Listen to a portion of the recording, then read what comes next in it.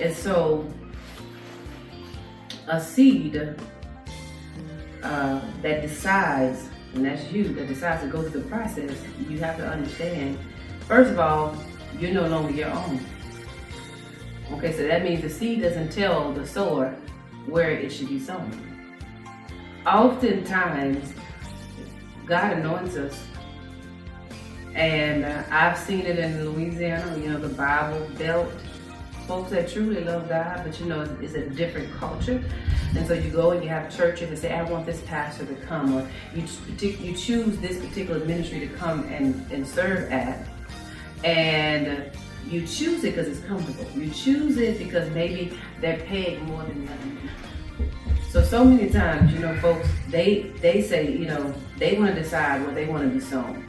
And I can testify, I wasn't trying to even come to California. I came to the RISE program, and I came with the intention of going back to North Carolina and starting cell groups, because I really believe the heart of the church and the church in its baby stages was formed in homes. I call it marketplace ministry, because you go in deep with a message to capture for the purpose of a conversion. So you go to where the masses are, and those masses could be on your job, right? And then we meet and we break bread in the homes, and we begin to draw. And then, of course, salvation occurs, and now they go to church for discipleship. But it started with us, so that was my intention. I had no idea. I didn't want to come here. I was not excited about the fame and the smoke of my church. I wanted to be revelation everywhere. That's what I felt my Father wanted us to be, revelation. But God planted me here, but I didn't want to be sown here. And so that was very hard for me to accept. Lord, this isn't what I thought. This is not what I perceived. This was not even my reason for coming here. That I would actually be planted here, that I would actually be here for a specific purpose. But again, I'm not the sower, but the sower has me. You're not the sower, but the sower has you. You're the seed that must be sown into the ground. To what? For more grain, to produce more grain. It says, Jesus answered them, saying, the hour has come that the Son of Man should be glorified.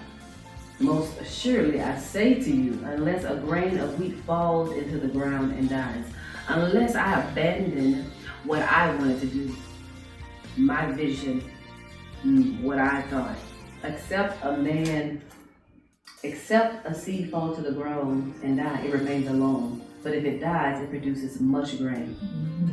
And so when God sows you into a ground, or when He presents to you His plan and His purpose, it really is not for you and for everything that you aspire to be and everything that you want to do.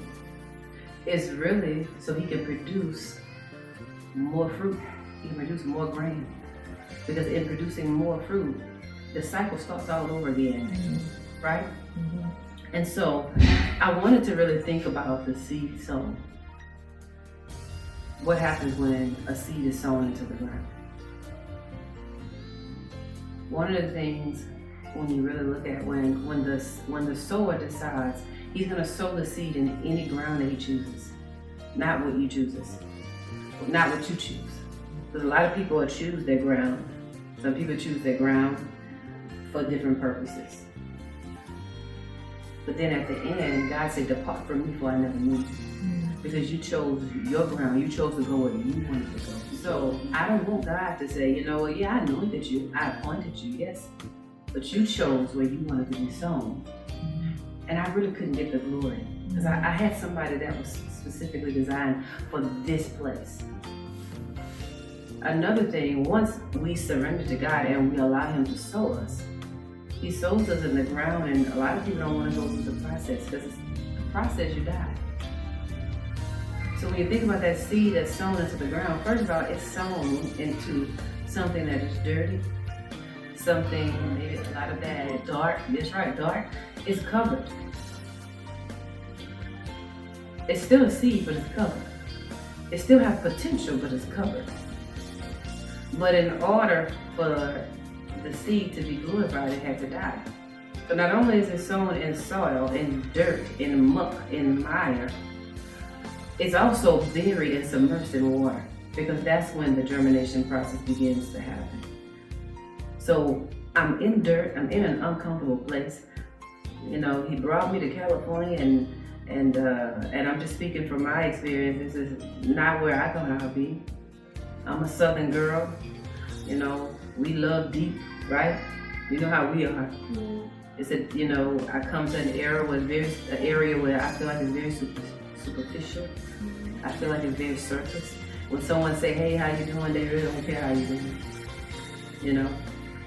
And so I'm in a place that's just uncomfortable, but I'm being sown, right?